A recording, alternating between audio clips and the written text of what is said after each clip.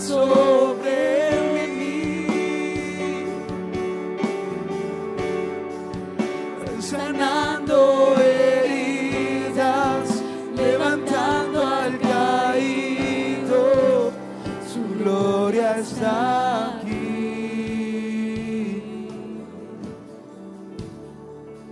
Su gloria está aquí. Su gloria está aquí. Su gloria está aquí. Su gloria está aquí. Aleluya. Gloria a Dios. Aleluya. Buenos días, hermanos amados. Dios les bendiga. Que el Señor nos ayude hoy para poder conversar. Pueden descender mis hermanos de alabanza. Algunas cosas que son muy nuestras, muy propias, y que el Espíritu Santo habrá de irlas administrando a nuestro corazón. Recuérdese usted que este es un jueves prioritariamente para pastores, ministros, obreros, pero que no cerramos las puertas para aquellos que anhelan ser equipados. Es por eso que también lo pasamos por internet. Pero yo sé que es el Señor el que se toma un tiempo con nosotros, así como nosotros lo tomamos con Él, para poder entender la función para la cual nosotros fuimos llamados. Por muchos años y por mucho tiempo yo he insistido, ¿no?, que Dios es el que nos llama, definitivamente. Yo no creo de ninguna manera que sea el hombre el que constituya ministerios. El hombre lo más que puede hacer es reconocerlo. Muy a pesar de algunos, y con todo respeto lo digo, pero no soy amigo de los títulos universitarios religiosos. Sí soy amigo de los títulos universitarios, aquel que es doctor en medicina, licenciado en auditoría, en abogacía, lo que sea. Pero un ministro del Evangelio, que se cree ministro del Evangelio porque estudió en alguna universidad y ahí estudió, qué sé yo, exégesis y cuánta cosa más, que pueden ser las herramientas que puede dar el hombre para interpretar la Biblia a su antojo, en eso sí no coincido yo. Ahora, esto nos pone en un problema, a mí pues, me pone en un problema, y es que no podemos aprender, ya que no podemos aprender en una universidad. La iglesia y la práctica diaria y la vida y el ejemplo de otros se convierte en nuestra universidad. Y eso es bien complicado porque no hay un documento que respalde eso. Entonces viene Dios y Él tiene que dar el respaldo a través de las señales que generalmente son sobrenaturales, ¿verdad? Entonces tiene que haber un espíritu de revelación en nosotros. No se trata que usted sacó un curso, culminó una especie de carrera religiosa y entonces ahora ya está apto para ir a evangelizar. Se lo aseguro que no. Pudo haber recibido no sé cuántas clases en la universidad. No la estoy emprendiendo contra las universidades, solo le estoy poniendo mi perspectiva. Pudo haber recibido un montón de clases de cómo predicar, pero súbase a un bus y empiece a predicar y va a ver que no le va a servir de mucho lo que le dijeron ahí, ¿verdad? O párese en una terminal de buses o en algún lugar y empiece a hablar y se va a dar cuenta que la cosa no es como se lo pintan, ¿verdad? Agarre su moto y su altavoz, estoy hablando desde el punto de vista evangelístico, ¿verdad? Agarre su moto y su y un su altavoz y se va a poner a la par de un mercado a evangelizar. Es totalmente distinto a lo que el hombre le plantea a uno, ¿va? Porque el hombre le puede decir, no, mire, lo que usted tiene que hacer para hacer una campaña efectiva es que tiene que contactar a todos los pastores del área con el propósito de que los pastores lo apoyen. Entonces usted alquila un lugar, arma una campaña, lleva una tienda grande de campaña, alquila el sonido y todos los permisos. Eso es una parte de que hace el evangelista, pero eso no es todo. Entre paréntesis, bueno, ahí tiene que haber milagros, prodigios y maravillas. Ni siquiera mucha organización, no estoy en contra de la organización, por favor no me lo hagan a malinterpretar. Pero hermano, si alguien ora por un enfermo y el enfermo se sana y era evidente, tenía 38 años de estar tirado en esa cama y toda la cuadra lo conoce, y entonces vienen a ver qué fue lo que pasó, usted les empieza a hablar, le pone las manos y las cosas cambian, ahí se funda una iglesia, ¿verdad? No se me olvida cuando contaba esta hermanita Lisney, cómo empezó ella su evangelio, su ministerio evangelístico, perdón. Y dice que ella lo que hacía era que la llegaban a buscar porque se corrió la bola de que cuando ella oraba por la gente se sanaban. Entonces como no podía, no había lugar en donde, entonces su esposo, que está grandotote, ¿verdad?, subía unas bocinas a la terraza, ella se subía a la terraza de su casa y empezaba a predicar. Y entonces la gente llegaba allá en la calle, ¿verdad? Y yo me imagino eso como en los tiempos del Señor, ¿verdad? Que Él hacía un milagro y todos se regaban. Fíjense que no se ponían en las redes, nos juntamos hoy en tal lado. No, simple y sencillamente los necesitados que sabían que había una solución, iban. Ahora, ¿por qué le estoy hablando de esto? Porque yo creo que ese es el evangelio que nosotros necesitamos en el final del tiempo, y yo creo que es lo que el Señor nos va a dar, y más nos va a dar. ¿Por qué lo creo? Porque yo creo con todo mi corazón que la iglesia va a terminar como empezó, en el sentido de que tenemos que regresar a las bases, a los fundamentos que inicialmente se pusieron. Número uno, pero se va a tener que se va a volver exponencial por una causa. Porque la Biblia tiene una promesa, tiene muchas, pero esta que dice que la gloria de la casa postrera será mayor que la primera. Como quien dice que en el tiempo final va a venir más. Eso es una grandísima realidad. Eso está en la Biblia apuntalado. La iglesia no debería de adormecerse ni enfriarse, sino que al contrario, debería estar encendida, incendiada por el Espíritu Santo. No por obras de los hombres, porque ese es fuego extraño, ¿verdad? Que se inventan cualquier cantidad de cosas para juntar gente y hacer como que están alegres. Bueno, entonces en ese orden de ideas acabamos de abordar brevemente lo que se refiere al evangelista.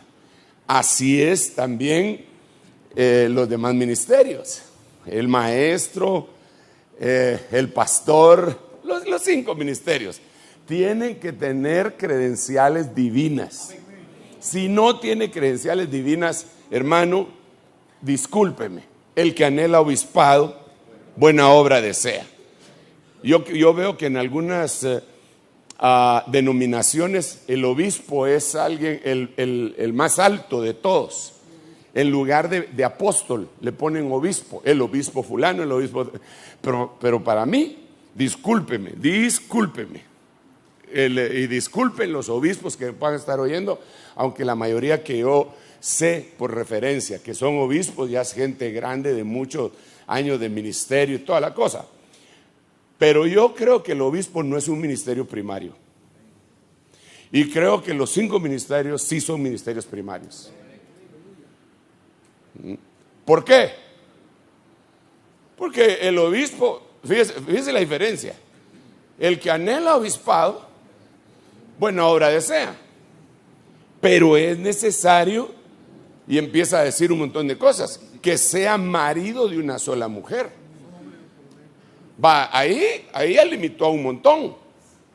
¿Por qué razón? porque necesita ser marido. Y Pablo no era marido. Porque la gente se enfoca, solo debe tener una. Y si no tiene ninguna, entonces ya no puede ser obispo.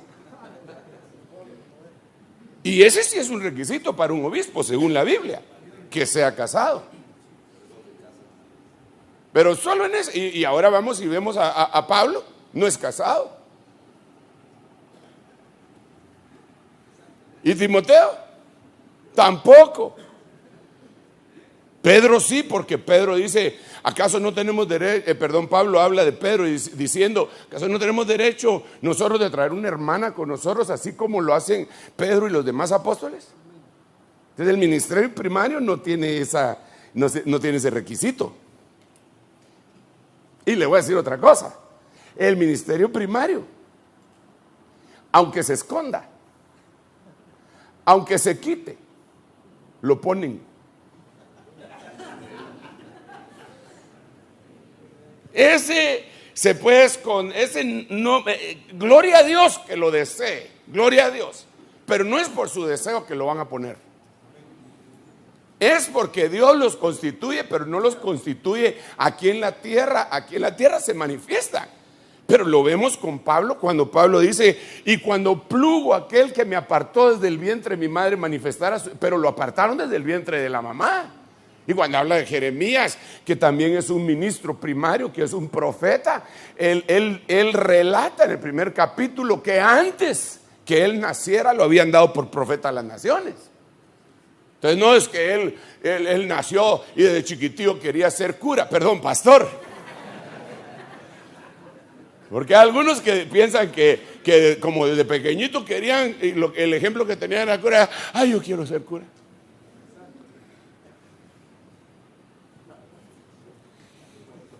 No, aquí es un llamado. Te escondes, te encuentran y te ponen contra la pared.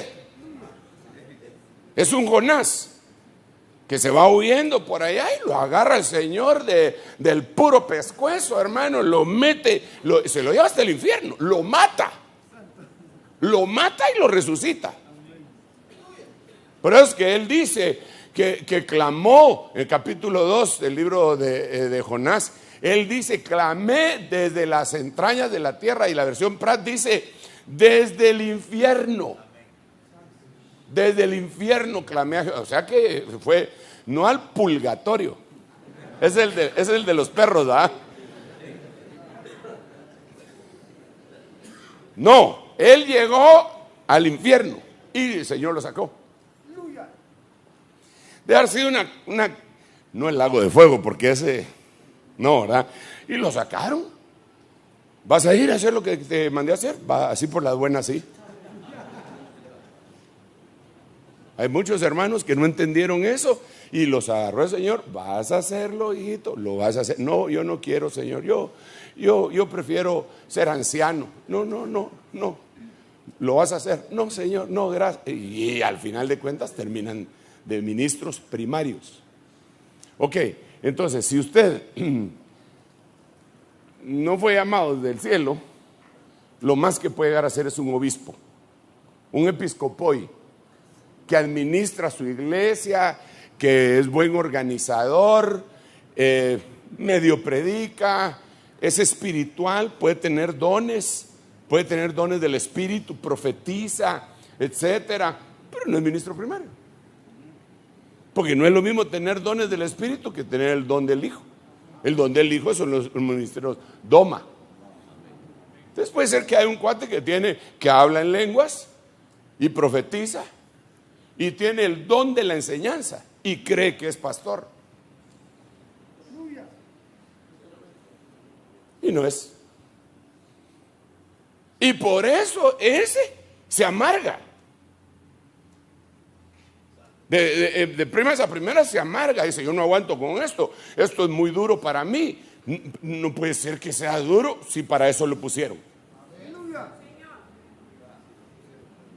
Es como que un camión de 1 tonelada se quejara porque le echan media tonelada para, ay, no, está muy dura esta carga, qué pesada. No, con el rey de los caminos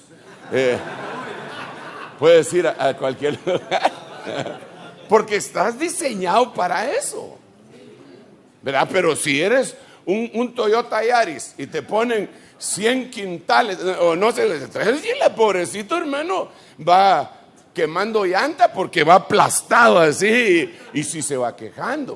O sea, hay muchos pastores ahí, desafortunadamente, han surgido historias de, yo no sé si serán ciertas, no las he investigado, no tengo tiempo para entrar en esos detalles, incluso hasta a veces me parece morbo y chisme de un par de pastores brasileños que se suicidaron y dejaron una carta diciendo que ya no aguantaban, que los hermanos no le agradecían. Si uno se pone a predicar para que los hermanos le agradezcan, uno predica y punto. Ahora, si uno no es ministro y eso le afecta, eso quiere decir, esa es una señal que no es ministro. Porque es que, perdón, el Señor lo dijo: mi yugo y ligera mi carga. Claro, yo no digo que no haya momentos en donde uno pide pelo. Yo no digo que a veces uno se vuelva tan dramático y carnal, porque a veces los hermanos molestan mucho también, pero yo no digo que uno no sea tan dramático y carnal, con todo respeto hacia Moisés, que llegue un momentito en el que Moisés diga: si así me vas a tratar, mejor mátame. O un Elías que se tira abajo de un enebro: no soy mejor que mis padres, toma mi vida. O un Jeremías que maldice el día que nació, igual que Job. Entonces, claro, yo entiendo que pueden haber esos problemillas, pero si tú eres llamado, hermano, a la mañana siguiente te levantas como Jeremías: tengo un fuego entre los huesos y no me puedo callar, yo le voy a empezar a dar otra vez. Y sí, pero eso, mira, yo no digo, por favor, no me vayas a malinterpretar, yo no digo que uno no se decepcione de vez en cuando, pero al día siguiente uno se levanta, hermano, y otra vez vuelve a la carga, hombre. Le dividieron la iglesia, está todo alicaído, con grandes preocupaciones, porque resulta que los que se fueron eran los pistudos, y ahora ya no puede pagar el alquiler del templo. ¿Y ahora qué hace? Pero al día siguiente como que no sé qué le pasó, otra vez sigue dándole, vaya, yo sigo, ¿qué me importa? Y sigue, hermano. Gloria a Dios. Ese o es un loco o es un ministro, o es un ministro loco, porque tiene ese llamado, tiene ese llamamiento, tiene esa genética. No lo agarra por hobby, no lo agarra por estatus. Es que el estatus que me da dentro de la iglesia es que soy el mayor, el principal. No lo agarra por eso, lo agarra porque el Señor le dio un llamado, ¿verdad? Le dijeron: vení y vas a hacer esto. Y entonces lo hace, como de él lugar lo hace. Bueno, tampoco anda buscando su propio beneficio. No anda buscando si el lugar a donde va, en donde lo mandaron, tiene buenos colegios, buenas escuelas para sus hijos. Lo que anda buscando es que sea Dios el que lo mandó, y se va, y él sabe que el Señor va a hacer algo con sus hijos. Pero aquí tenemos otro problema, porque hay gente que sí se va así, pensando que es ministro, y los hijos resultan amargados también. Pero cuando Dios te llama, Dios hace lo que tiene que hacer. Ahora, yo no estoy tratando de desanimar a nadie, solamente que nos situemos, que nos ubiquemos y que sepamos qué somos. Para empezar, ¿y qué es lo que nos toca hacer? Por eso empecé hablando de que yo no estoy de acuerdo con que te metes a estudiar en la universidad para teología y ya cuando sales con tu título, ya tengo el título, ¿a dónde me va a mandar? Hermano, lo vamos a mandar a la China continental.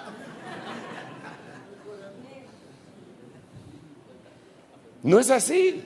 Ahora, puede ser que alguien sí sea ministro y se metió en la universidad y cuando salió, salió pues equipado con esas herramientas que saber cuáles le dieron y él tiene llamado. No le puede atribuir todo lo que pase y haga a la educación que tiene universitaria religiosa.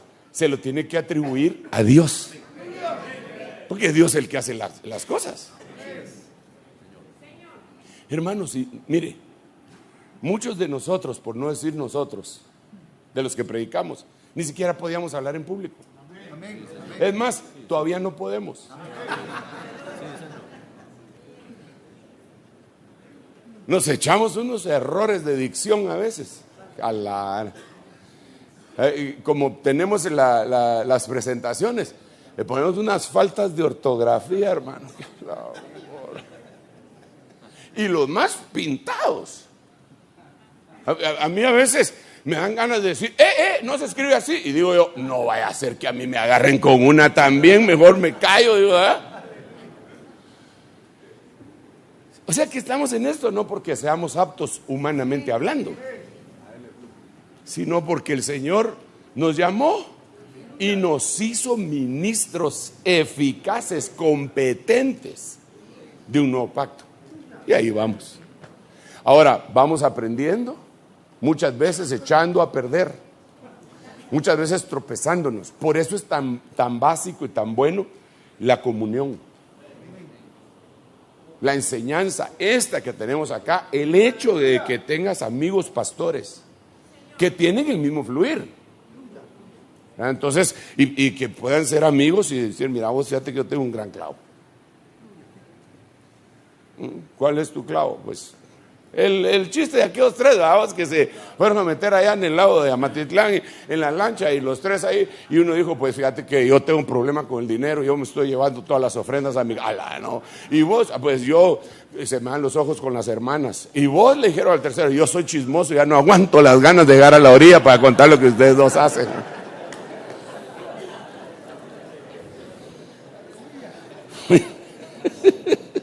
Hay que saber a quién le cuenta uno sus cosas, hermano.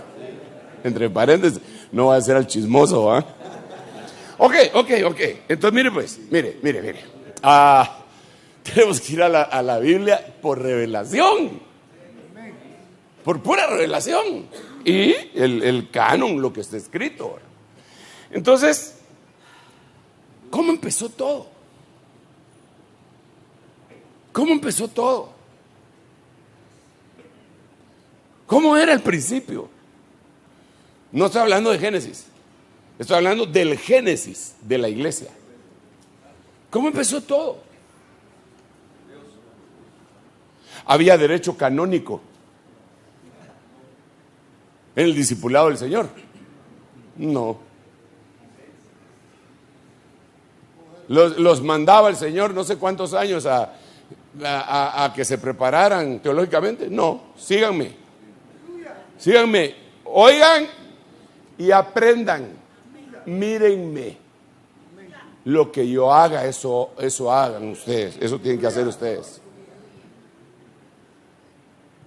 Era personal la cosa, ¿verdad? No era de que fulano tiene problemas. Oh, sí, pues tiene problemas de alcoholismo y es pastor, aunque usted no lo crea.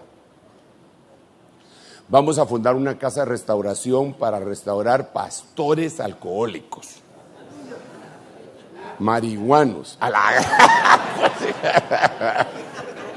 ¿Qué hacía el Señor? ¿Qué hacía? Una liberada. En el nombre de Jesús, a liberar pastores. Ahí los dejaba en su sano juicio, como el endemoniado gadareno, con su camino así peinado, el camino en medio, hermano, peinado bien. Los dejaba bien. Eso es otra cosa. A algunos no les hacía nada.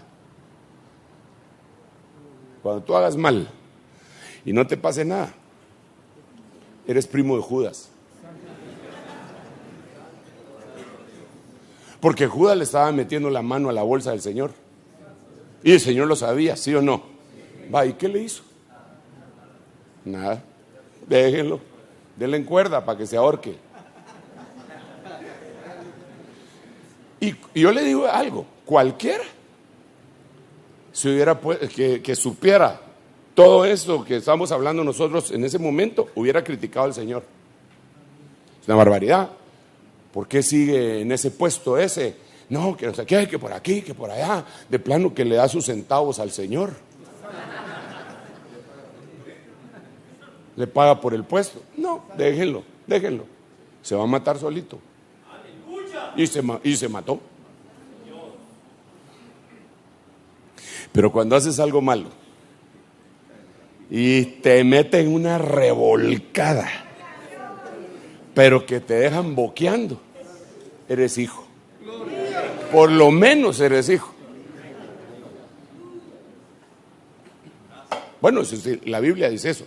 Dios al que toma por hijo castiga y al que ama lo corrige. Así dice la Biblia.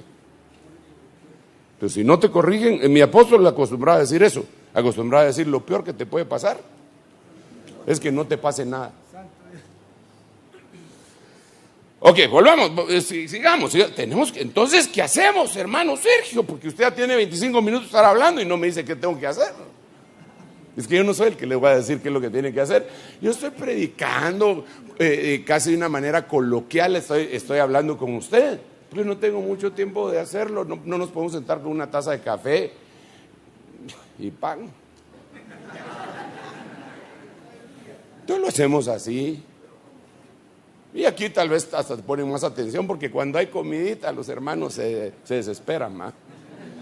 Yo me doy cuenta en los discipulados, cuando llega la comida se descompuso el discipulado. Uno se quedó con el rema.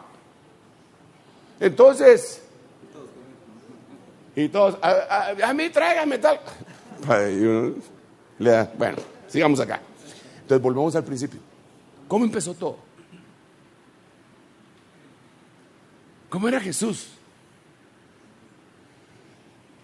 Claro, aquí tenemos que comprender algunas otras cositas. Jesús era judío y nosotros no. Él tenía que guardar unas leyes. A él lo presentaron en el día número 8 y lo circuncidaron tal como manda la ley. Y subía 3 veces al año a Jerusalén. Nosotros no. Entonces, tenemos que entender que tenemos que extraer por el Espíritu las cosas espirituales. Lo tenemos que extraer y aplicarlo a nuestra vida. Eso también es bien peligroso porque cualquiera puede decir, no, es que espiritualmente esto quiere decir tal cosa. Y por eso, mire hermano, este es un trabajo extraordinario que no lo podemos llevar a cabo nosotros solitos por nuestra inteligencia. Esto solo el Espíritu de Dios. No hay para dónde. Bueno, entonces yo he estado hablando con los hermanos desde hace mucho tiempo. Les he platicado un sentir que yo tengo respecto a... voy a retroceder hasta este sentir y de ahí le voy a decir qué es lo que le quiero decir. Que Dios me ayude, hermano. Anoche yo le recordaba a los hermanos que hay cosas tan misteriosas en la palabra, pero tan misteriosas, hermano. Una matemática que tiene la palabra que a mí me deja asombrado.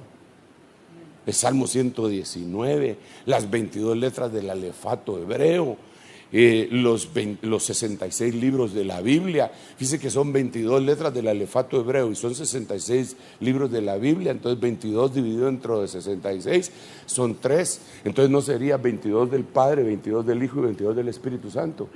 Y cuando usted lo pone desde Génesis hasta el libro número 22 en un círculo, y después empieza en el siguiente círculo los del Hijo, y después le pone los del Espíritu Santo en el siguiente, no sé si me estoy dando a entender, casan perfectamente, pero perfectamente. Cuando uno se da cuenta de eso, dice, pero qué mano, qué tan poderosa, qué mente tan extraordinaria, tan infinita hizo esto. Mire, es una red de tan sobrenatural, impresionante. Bueno, pero no es eso lo que le quiero hablar, aunque me emociona Es que eso me emociona. Yo me quedo, de veras, yo me quedo, wow. Así, wow. Por eso cuando alguien dice, trata de menospreciar la Biblia, poniéndola a la par de otros libros sagrados, a mí me ofende, fíjese. Mejor yo me quedo callado, me hago el loco, me voy. Pero poner la Biblia a nivel del Corán, ay, Dios mío, es que es como que me metiera una patada en la espinilla. Poner la Biblia a la par del Popol Vuh, hermano, es que de veras es como que me pateen la otra espinilla. Y me da a entender que no han jamás leído, no leído, estudiado la Biblia. Solo estudiado, ya vivir, olvídate. Ese es otro gran rollo. Solo estudiado. Fíjense que me dio la oportunidad del Señor estar sentado a la par de un ex vicepresidente, varón. Y entonces yo le empecé a hablar de Cristo y de la Biblia, pero es muy intelectual él, y me empezó como a rebatir. Entonces le dije, mire, señor vicepresidente, francamente ahorita no tenemos nosotros el tiempo como para platicar la magnificencia de lo que es la Biblia. Yo tengo un libro, le dije, que solo si usted me hiciera el favor de leerlo, solo hojearlo, ponerle más o menos atención, yo le aseguro que usted cambia de opinión. Me permitiría regalárselo, porque no se lo iba a prestar, hermano. Los libros no se prestan, porque nunca los devuelven. Y ese era único, bendito sea el nombre del Señor, que un hermano me lo repuso, me regaló 2 copias, me regalaron. Entonces mandé a traer el libro y se lo fuimos a dejar. Yo no sé si lo leyó, pero en ese libro hay una prueba matemática. Usted sabe que hay ciencias que son exactas y ciencias que son inexactas, ¿verdad? Digamos, la historia es una ciencia, pero no se puede decir que sea una ciencia exacta. Matemáticas es una ciencia, pero es una ciencia exacta. Ahí no puede decir que 2 más 2 son 5. No, eso es matemático, es exacto. Entonces, con matemáticas, los más grandes matemáticos del siglo pasado comprobaron y lo sacaron, estudiaron. Fue el único artículo que esa revista le ha merecido tanta atención. Ningún otro artículo lo habían supervisado tanto. Y el artículo se leyó en un journal de matemáticas inglés, y el artículo se llamaba Secuencia equidistante de letras en la Biblia. Y ellos descubrieron que la Biblia estaba codificada. Solo eso debería hacer pensar a todos, pues aquí hay algo. Imagínese usted, solo eso. Cada 7 letras se iba formando. Ahorita no tenemos el tiempo, hace como 20 años que di ese tema, iba aquí un poco más. Pero cada 7 letras se van formando palabras.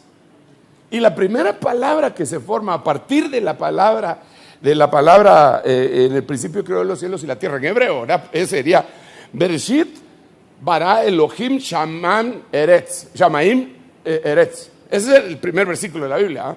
Entonces, a partir de la Bait o de la B, a partir de ahí 7 veces aparece una frase en hebreo que dice: Jesús es poderoso. Y sigue Éxodo. Es decir, se salta del capítulo 50 del libro de Génesis al capítulo 1 del libro de Éxodo. Y sigue la misma secuencia. Jesús es poderoso, Jesús es poderoso, Jesús es poderoso. Éxodo, Levítico, Números y hasta en Deuteronomio, 5 libros. Se salta la frecuencia equidistante. Perdóneme, pero eso. Eso lo han metido matemáticos en computadoras y no se da en ningún libro. Y si a eso se le añade que cuando castigan a Israel en Deuteronomio capítulo 28, cuando dice, y sucederá que si no escucha las palabras de este libro para ponerlo por obra, vendrán estas maldiciones sobre ti. A partir de ese versículo empieza a aparecer codificada, con una secuencia equidistante de letras y números, empieza a aparecer codificada la palabra Hitler. Y después sigue otra palabra que se escribe ciclón con Z, Y y K. Ciclón B, que era el gas que utilizaban los nazis para matar a los judíos en el Holocausto. Porque si ahí el que es matemático, pues no forzar las cosas. ¿Cómo diríamos que no está presionado ni de un lado ni de otro lado? ¿Ah? Sí, imparcialmente, esa es la palabra, imparcialmente. Si lo mira, tendría que decir, este libro no es como los demás libros. No lo es, no puede ser. El libro que tú tienes en tus manos es el libro más asombroso, si es que tienes la Biblia en tus manos. A ver si tienes otro, pues, a ver, ¿va? Qué librazo, hermano. Y no hay modo que entre en el tema yo. Pero como hoy es jueves. Mire pues, tengo 20 minutitos para finalizar y no he empezado. Porque sí le quiero contar algunas cosas, pero déjeme contarle esto. Vi a unos señores, tal vez ustedes los vieron también, unos periodistas que entrevistaron tanto en México como en Guatemala a diputados y gente del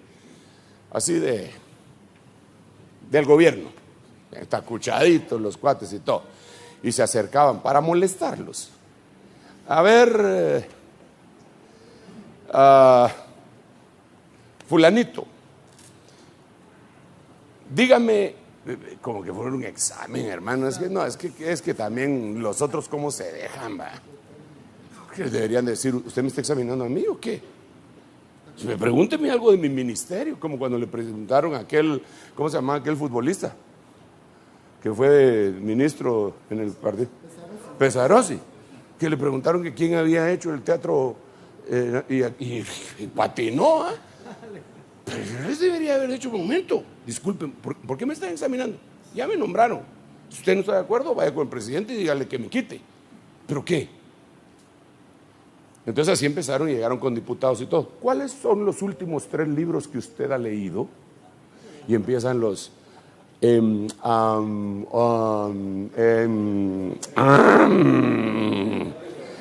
Principito,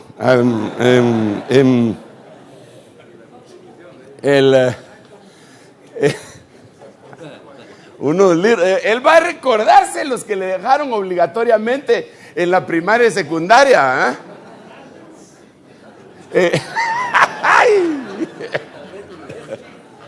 ¿cómo se llamaba aquella? El de León y el éxito de su empresa, ¿cómo era que se llamaba? La tentativa de León. Solo faltó que alguien le dijera la tentativa de León y el éxito de su empresa. Sí, eso lo leímos cuando estábamos en saber qué fecha. Y entonces aquí no hallaban qué hacer. Y habían algunos que decían la Biblia. No, pero aparte de la Biblia, Entonces yo, hermano, cuando estaba oyendo eso, porque incluso después vi a otro que decía, dime qué libros has leído, pero no me vayas a decir la Biblia. Entonces yo dije, ¿y si a mí me preguntan? Que me esté esperando un periodista allá afuera, ¿cuáles son los últimos libros que usted ha leído en este año del reposo? ¿O se quedó en reposo su lectura? Y porque incluso hacen comparaciones entre las culturas de Asia, Europa y nosotros, que dicen que ellos leen no sé cuántos libros al año y que nosotros no leemos ni uno. Y entonces, y yo me empecé a dar cuenta de eso en los viajes. Yo miraba que yo sacaba mi computadora, me ponía a hacer un estudio y ya después me ponía a ver una milica. Y el gringo, la gringa que iba ahí a la par, llevaba su libro y iba a darle. Yo decía, esto sí leen. Hasta algún día me entró un poco de curiosidad de ver qué era lo que estaban leyendo. Novelas.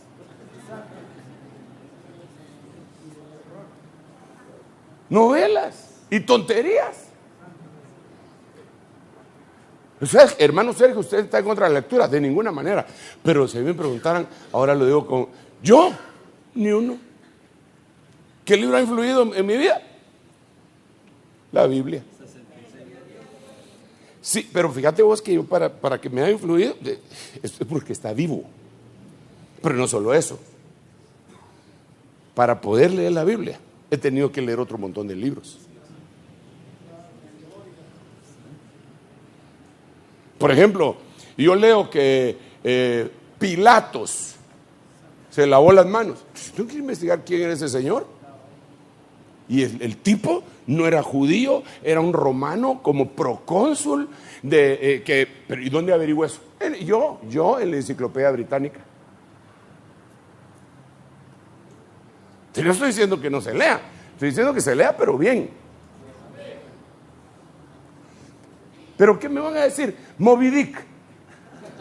¿Qué libro leyó? Moby Dick. ¿Y qué aprendió? Que se estaban acabando a las ballenas y que había una blanca que no la podían capturar, pero y se salvó por un pelo, porque entonces descubrieron el uso del petróleo. Esa es su gran casaca. O los escritores que son satanistas como Pablo Coelho y que él dice que es satanista. Y después me va a resultar el hermano viniendo acá después del tema, después de que su predicación hasta la victoria, en la muerte o no sé qué. Usted está leyendo al Che Guevara, no está leyendo la Biblia. Pero se las quieren llevar de intelectuales. ¿Cómo sabe? Pero hay 66 libros que son la puerta para un conocimiento ilimitado. Pero tiene que haber revelación. Pero por ejemplo, ahí está cuántos años tiene la tierra y cuántos tiene la humanidad. Y ahí hay cosas que ni los arqueólogos saben, pero por fe uno las descubre por espíritu y se da cuenta que hubo dos humanidades y a la primera la castigaron. Y que la primera sí sabía la diferencia entre el conocimiento del bien y el mal, y por eso es que la segunda le pusieron un árbol para que no lo conocieran.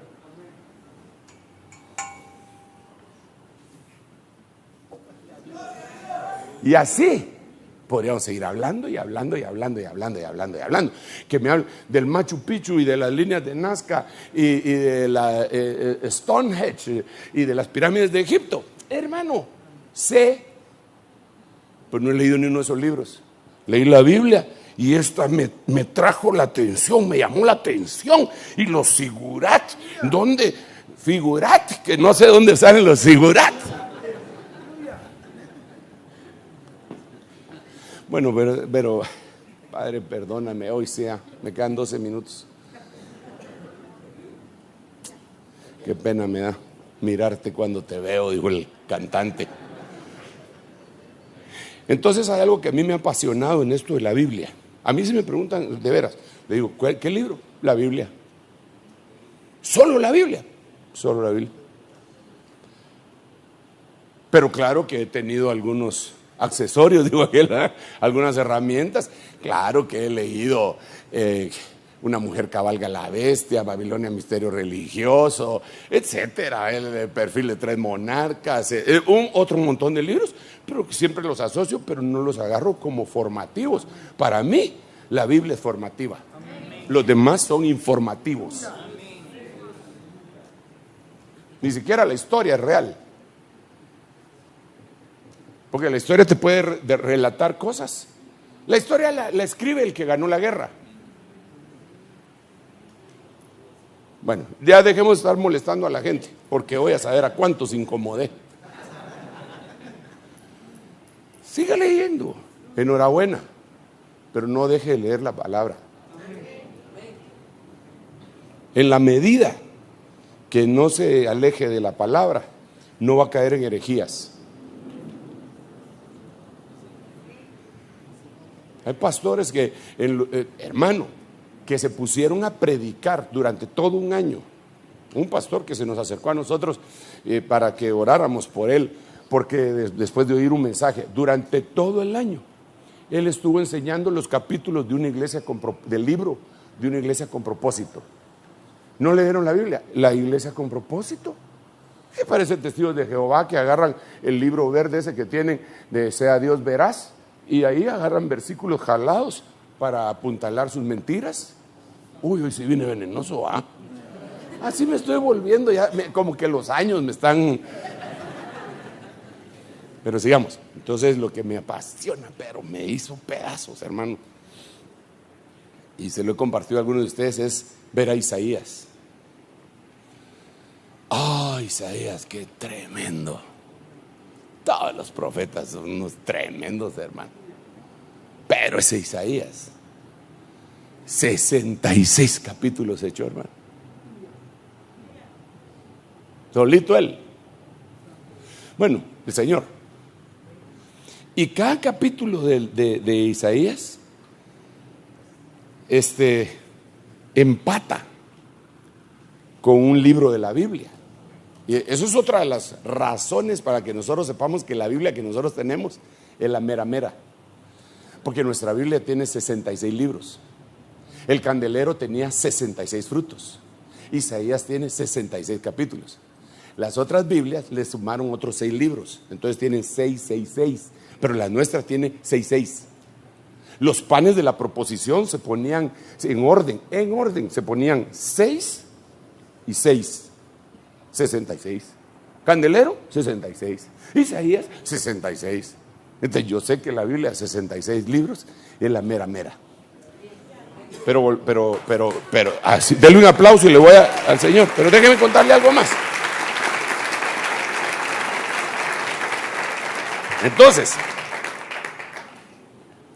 mire, aquí tengo cronometrado, ¿ok? Así que no se me desespere. Según hace falta,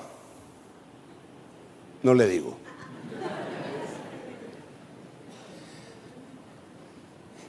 Isaías capítulo 1. Oíd cielos y escuchad tierra, hijos crié y los engrandecí, y ellos se rebelaron contra mí. El buey conoce el pesebre de su amo. Y vas a Génesis. En el principio creó Dios los cielos y la tierra. Cielos, tierra. Y cuando sigue leyendo la historia de Génesis, el hombre fue creado y se rebeló contra Dios. En Génesis, ni siquiera esperó hasta llegar a Éxodo. En Génesis se rebeló el hombre contra Dios. Hijos que los engrandecí, se rebelaron contra mí. Cuando pasas al capítulo 2 y miras Éxodo, cuando pasas al capítulo 3 y miras Levítico, cuando pasas a 4 y miras Números y 5, Deuteronomio, y así sucesivamente, te vas dando cuenta de una impresionante empatía entre el capítulo y verso. Cuando llegas al capítulo 66, lo hemos conversado muchas veces, pero yo lo quiero decir una vez más, porque a mí me apasiona eso. Capítulo 66 es el libro número 66, Apocalipsis. Y cuando miras el capítulo 66, habla del gusano que nunca muere y del fuego que nunca se apaga, del infierno. Y cuando miras en donde está más y mejor descrito el infierno, en Apocalipsis. Entonces hay libros que son como parteaguas en la Biblia. Y uno de ellos es Mateo. Mateo es el número 40. ¿Por qué es parteaguas? Porque el último que se había escrito era el 39, que era Malaquías. Y Dios le dejó de hablar 425 años a Israel. Y después le vuelve a hablar. Entonces el capítulo 39 del libro de Isaías tiene que empatar con Malaquías. Y el 40 con Mateo. Entonces cuando brota el mensaje de Mateo, lo primero que empieza a decir Mateo, bueno, no lo primero, porque empieza, este es el libro de la genealogía de Jesús, hijo de David, y empieza con la genealogía. Pero cuando se va adentrando uno, aparece un hombre gritando: voz del que clama en el desierto, preparad el camino del Señor, todo monte bájese y todo collado súbase, enderezad veredas para el Señor. Y cuando lees el capítulo 40 del libro de Isaías, empieza: voz del que clama en el desierto. Hermano, yo digo, ¿pero qué puntualidad es esta? Cuando miras el 41 es en Marcos, el 42 es Lucas, el 43 es Juan, el 44 es Hechos. Padre Santo, y cuando miras el 45 empiezan las epístolas, hasta en el orden, hermano. Es que para mí es apasionante. ¿Sabe por qué es apasionante? Porque usted sabe que la Biblia se compiló en el año casi 370 después de Cristo. Entonces el orden que pusieron a los libros, cualquiera dice eso lo pusieron los hombres. Pero cuando vemos el diseño divino de la Biblia e Isaías, uno dice: Dios, pero si no es la palabra de Dios, pues no es de él, pues no es él el que vela por su palabra para que se cumpla. Entonces él le ha de haber dado órdenes a esos que hicieron ese concilio. Romanos me lo pone después de Hechos, y 1 Corintios me lo ponen antes de 2 Corintios. No, después de Romanos.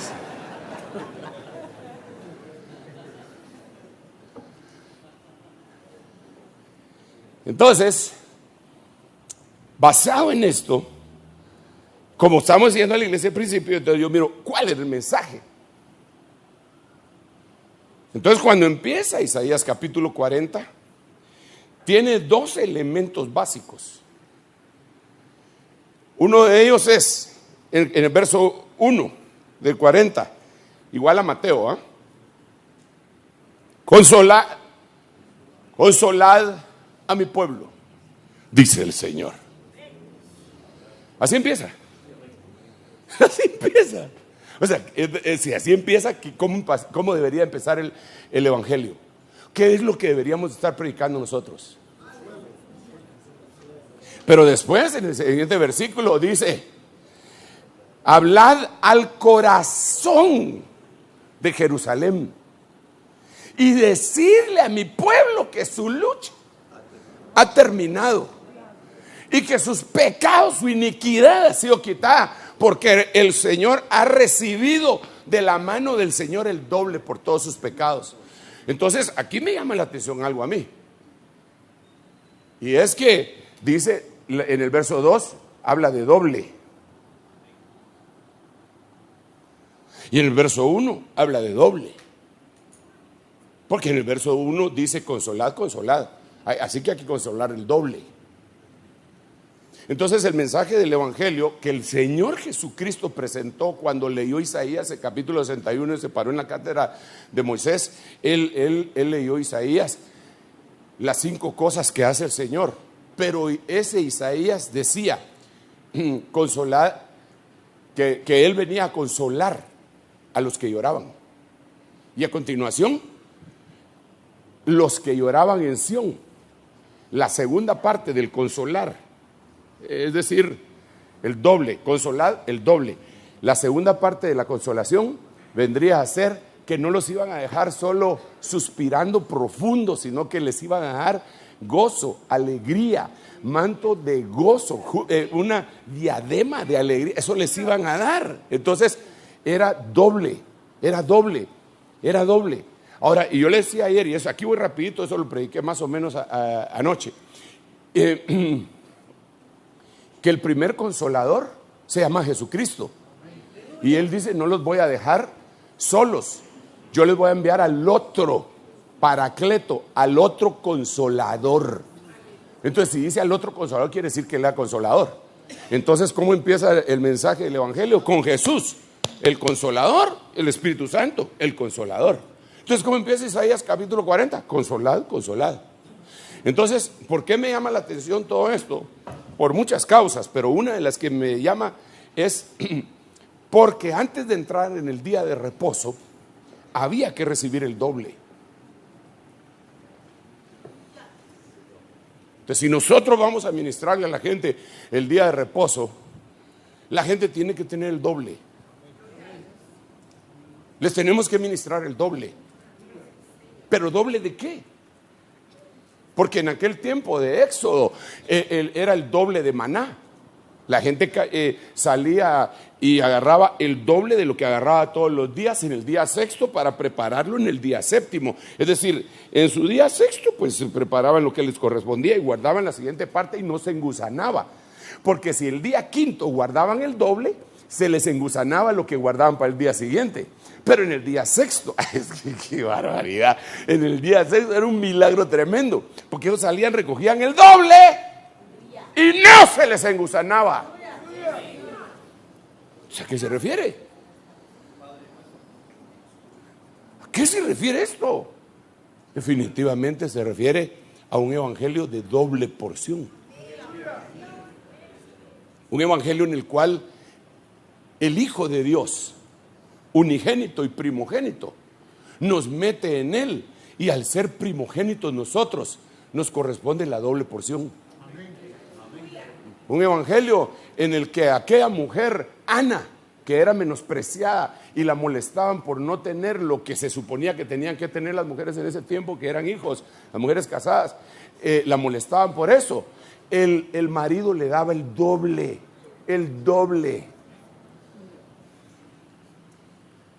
Estamos hablando de un joven que cuando se termina su prueba en el capítulo 42 le dan el doble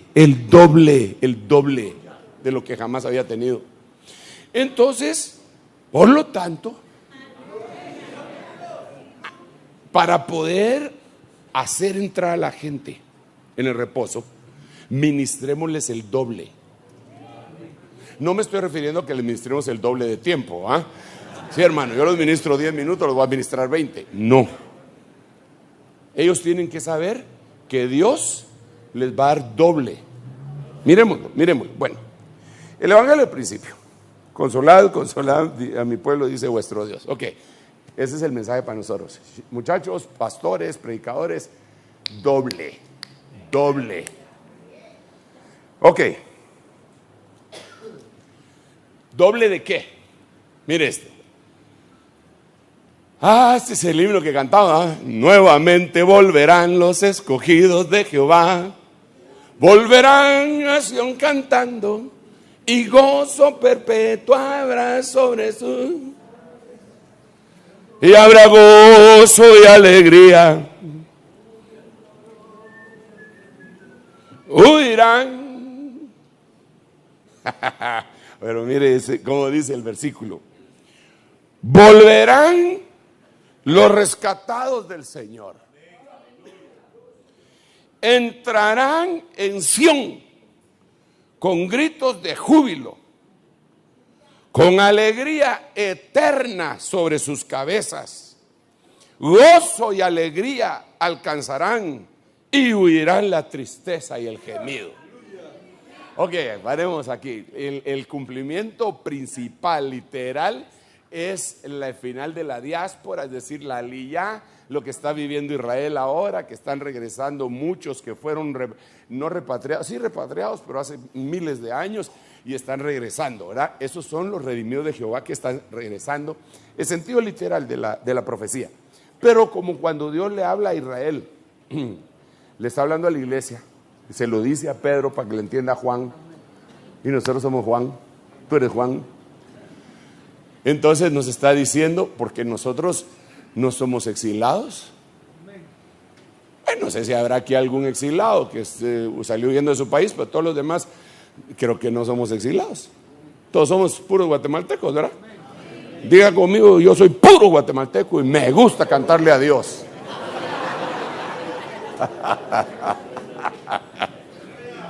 Usted creyó que iba a decir otra cosa, ¿ah? Pero no. Entonces, fíjese usted que eso es para nosotros. Ahora, si usted se da cuenta, lo que se tiene que extirpar acá es tristeza y gemido.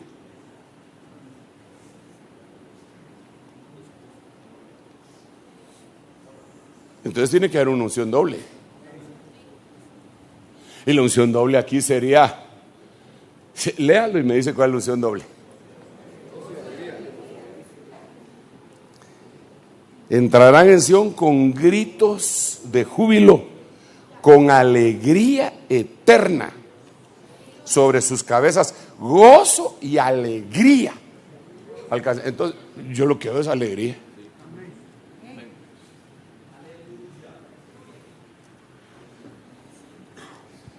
Cuando cantamos, hay alegría, alegría, alegría. Hay alegría en la casa de Dios. ¿Cuál es el otro? ¿Cuál es el otro que dice? No. ¿Cómo? Hay alegría en la casa. Hay alegría de su vino. Mire, una de las cosas que tenemos que ministrar, si vamos a volver al principio, es consolación. Número uno, el primerito, porque hay mucha gente que llega triste a la iglesia. No se trata de ponerlos a hacer aeróbicos para que se alegren, se trata de ministrarles. Pero luego de eso lo que va a suceder es que va a venir una alegría, pero una alegría al doble. No cualquier tipo de alegría. Me diste mayor gozo que la de ellos cuando les abundaba su grano y su mosto. Entonces hay una alegría que estás alegre porque tenés bastante, pero hay una alegría que sobrepasa eso. Es la alegría doble. Entonces tenemos que ministrarle a nuestra gente consolación y alegría. Y por eso yo insisto mucho que no mezclemos cosas tristes en el culto. Hay cosas que se tienen que saber. Pero yo no entiendo por qué alguien siempre quiere ser portador de noticias. ¿Se acuerda de aquel corredor que quería ir a contar que habían vencido a Absalón? Y que le dijeron, no, tú no vas a ir hoy porque tú eres un buen hombre y siempre llevas buenas noticias. Y hoy son noticias buenas, pero también hay otras cosas. No, pero yo quiero ir. ¿Sí se acuerda o no se acuerda? ¿Cómo se llamaba el cuate? ¿No era Asael? No. Asael era. No me acuerdo, pero era uno que era pero rapidísimo. Que el etíope se fue y este otro lo alcanzó y lo rebasó. Y llegó. Ganamos la batalla. Y mi hijo, Absalón, ¿qué se hizo? Eso sí no sé. Yo vi un gran alboroto cuando salí, pero no sé de qué se trataba. Vaya, quédate aquí. Ni recompensa, porque llevaba noticia que no debería haber llevado. Le voy a dar, a menos de que el Espíritu Santo le diga lo contrario, porque Él es el jefe, le quiero dar una apreciación. No ministre cosas de tristeza en el púlpito. Se murió el hermano fulano, ¿ok? Tiene que ver su sabiduría. Había un culto glorioso, toda la gente carcajeándose y de repente, hermanos, antes de que se vayan, ahí aparecen esos noticieros, hermano, que cuando hay una noticia fea se ponen serios y de repente aparece una bonita, la sonrisa otra vez, que no sienten nada. Puro el lorito. Entonces, consejo, no mezclen eso. Si después se puede llamar, hoy hay grupos de WhatsApp. Hermanos, se les comunica que es que hay que saber dar las noticias, hermano. ¿Ah? No puede ser. El sacerdote no conviene que le des al rey la noticia, se trata de la muerte de su hijo. Sí, pero ¿cómo? Le dijo, no conviene. Joab se llamaba. Hay más, sí pues. Hay más todavía. ¿Eh? Va, le voy a contar algo que me sucedió hace mucho tiempo. Yo empecé a ver en la Biblia, no sé si a los pastores o a los predicadores les pasa esto que les voy a contar. De plano que sí. Que a veces uno empieza a ver algo en la Biblia, quiere armar el mensaje, pero no le da ni cabeza ni cola. Y dice, este mensaje está bonito, pero ¿cómo hago para predicarlo? No le encuentro la cabeza ni la administración. Y uno lo prepara y todo, dice, pero bueno, lo deja. Pues a mí me pasó eso, con un mensaje bien tremendo que yo estaba viendo y que yo le había puesto como título al mensaje: los aparentes errores de Jesús.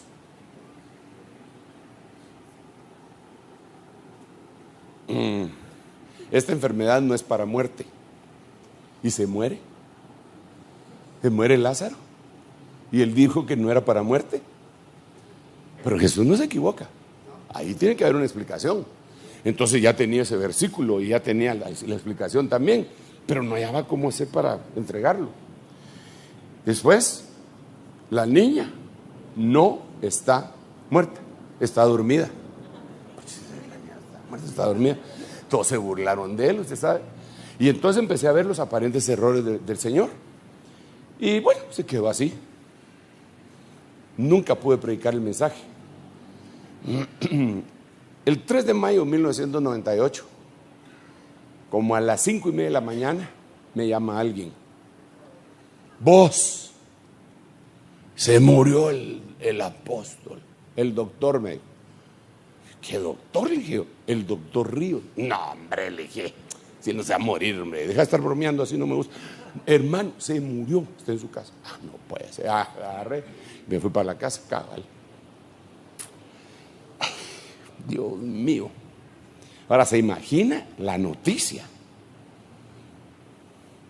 Los que no lo conocieron, tal vez no se lo imaginan. Pero es que era como decir, se murió el presidente. Su personalidad, su influencia era tan grande. Y hasta sus enemigos tuvieron que mandar coronas. Ay, Dios mío, y ahora como Padre Santo. En esas está. Entonces, en eso el Espíritu me habló. Para hoy te di el mensaje que no has podido predicar. Entonces quiero que lo prediques y después le ministres a mi gente y le cuentes que mi siervo me lo llevé. Entonces yo ya lo tenía, ¿eh? Aparentes errores de Jesús y todos los errores que había encontrado, aparentes. Y por último, la administración. Hoy a las 5:30 de la mañana sucedió un aparente error. Pero como ya les había mencionado 6, entonces este no era error. Ya les había explicado. Entonces les iba a causar dolor, pero no los iba a dejar devastados, porque los iba a dejar ministrados, con la esperanza. Porque el grano de trigo, si no cae a tierra y muere, se queda solo, pero si muere, lleva mucho fruto. Entonces yo tenía que ministrar eso para que la gente que Dios me había puesto bajo mi cuidado no saliera, sino que salieran, sí, conmovidos y todo lo que usted quiera, y qué tremendo, qué pasó, y todo lo que usted quiera, pero con una esperanza, porque nosotros no somos como los que no tienen esperanza. Hermano, pero como no todos tenemos el mismo rema y no todos tenemos la misma intención, cuando siento, hermano, lo están anunciando en la radio a las 6 de la mañana, la noticia así a los que se estaban levantando para dije, una lloradera en todos lados.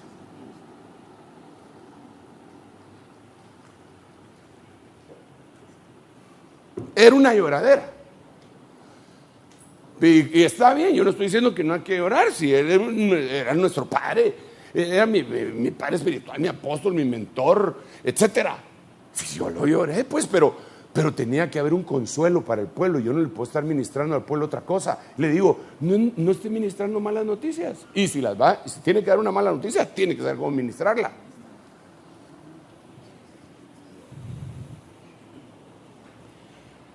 Platicaba yo entonces con un equipo ahí de gente que estaba en ese tiempo en la iglesia y me decían, jala, viera, vos pasamos semanas llorando. La gente, pues, ellos no, pero la gente sí. Porque la gente sí lo quería. Y entonces el himno que agarraron para el velorio era: gracias, muchas gracias, Señor. Gracias, mi Señor Jesús. Entonces me decía el hermano, mira, cada vez que se oye ese himno es una lloradera, pero no de gratitud. A ver, hermano Sergio, un momento, párele ahí. O sea que no hay que dar esa noticia. ¿Cómo que no, hombre? Yo no estoy diciendo eso. Lo que estoy diciendo es que uno debe saber cómo, porque somos mensajeros del doble de alegría. A los que lloran en Sión hay una orden: que se les dé gozo en lugar de ceniza, manto de alegría en lugar de un espíritu abatido. Pues tenemos que saber cómo ministrar eso. Por eso yo no soy muy amigo también de que se vele el cuerpo en la iglesia. Es mi opinión. No es un mandato, no es una instrucción, no es una orden, ni siquiera un consejo. Es una opinión. Respeto la suya. ¿Ok? Pero yo digo, pongo aquí el féretro y a la noche me toca predicar otra vez.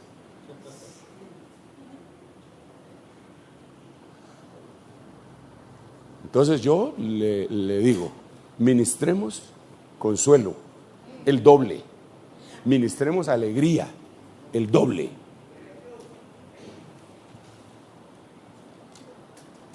Toda la gente le gusta dar malas noticias. Toda la gente le gusta dar malas noticias. Un temblor en Honduras. Todos, hermanos, estamos orando por... Mentira, no están orando. Lo quieren hacer viral una cuestión con una mala noticia, con sus honrosas excepciones.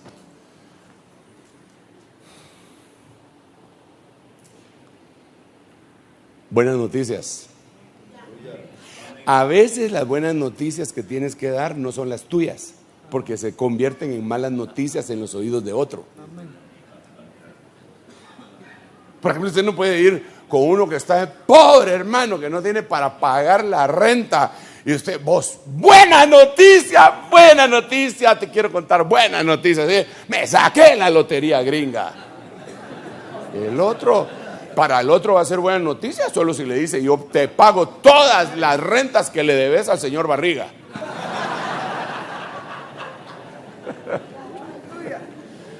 Entonces sí va a ser buena noticia.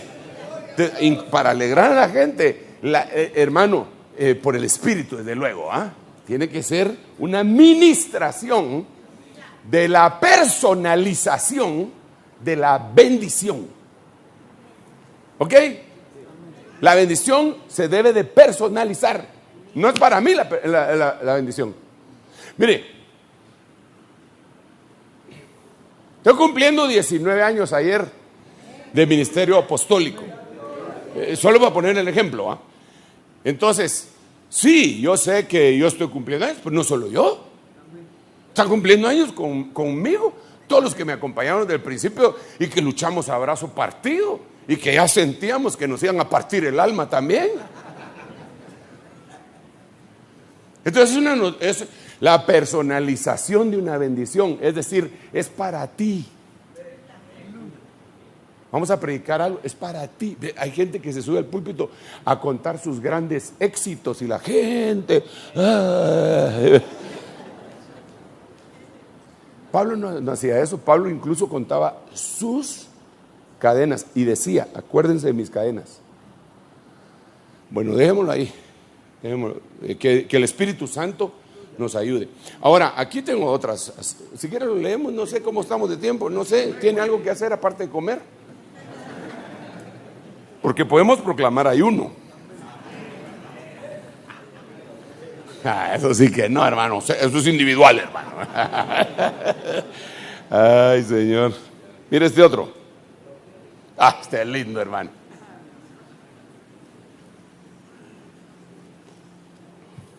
Entonces, el Espíritu vino sobre Amasai, jefe de los 30, el cual dijo: tuyos somos, oh David, y contigo estamos, hijo de Isaí. Paz, paz a ti y paz al que te ayuda. Ciertamente tu Dios te ayuda.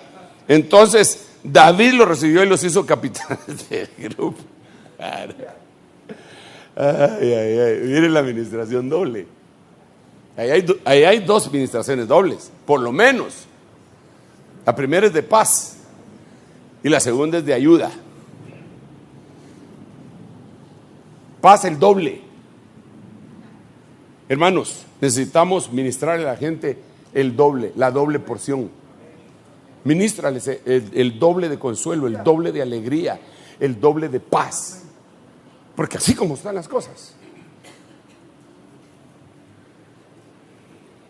van a necesitar mucho la paz. Si no les explicamos que deben de recoger el doble, no van a poder entrar en el reposo.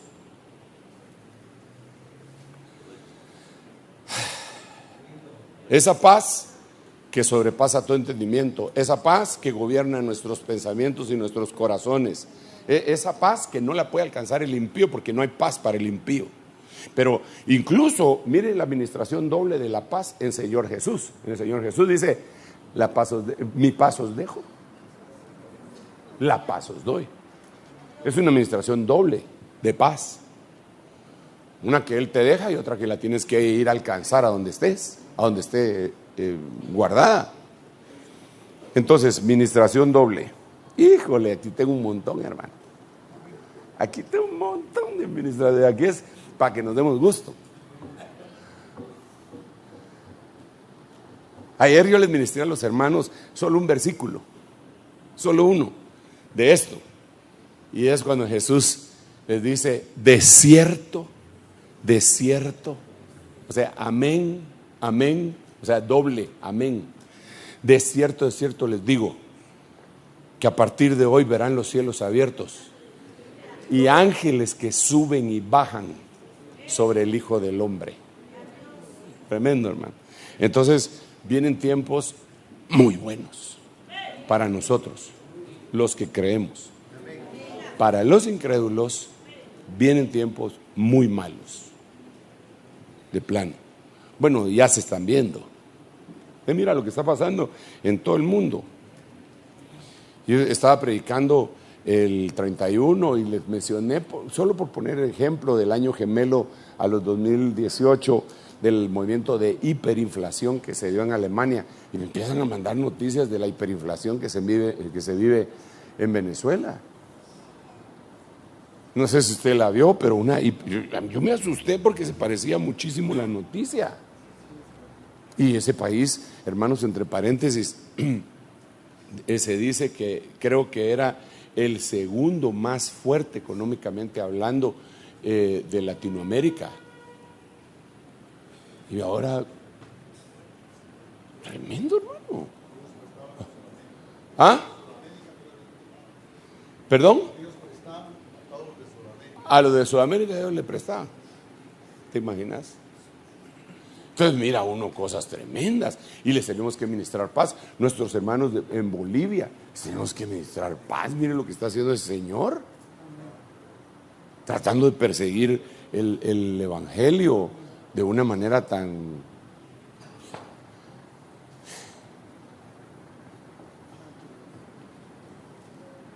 Bueno, según las noticias que oímos, ¿verdad? Entonces necesitamos ministrarle a la gente el doble de bendición. Amén, amén y amén. Démosle un aplauso al Rey bendito y déjeme hacer una oración. Si me hace favor, vamos a orar. Vamos a orar por los diezmos, las ofrendas, y después le vamos a decir un par de cositas. Padre, en el nombre de Jesús te doy gracias, muchas gracias. Eres bueno, eres bondadoso, grande, glorioso sobre nosotros, Señor. Te suplicamos que nos auxilies para que tu palabra haya en nosotros una tierra en donde se pueda multiplicar exponencialmente, Señor. Y que nosotros podamos ser árboles de justicia que da sombra a mucha gente y que les puede ministrar lo que tú quieres que les ministremos a tu pueblo. Ayúdanos para hacer eso, te lo suplicamos en el nombre de Jesús. Danos la unción, el gozo, la alegría, la revelación, el vigor, la fuerza, el deseo, porque tú eres el que pone el querer y el hacer. Señor, bendecimos también los diezmos, las ofrendas que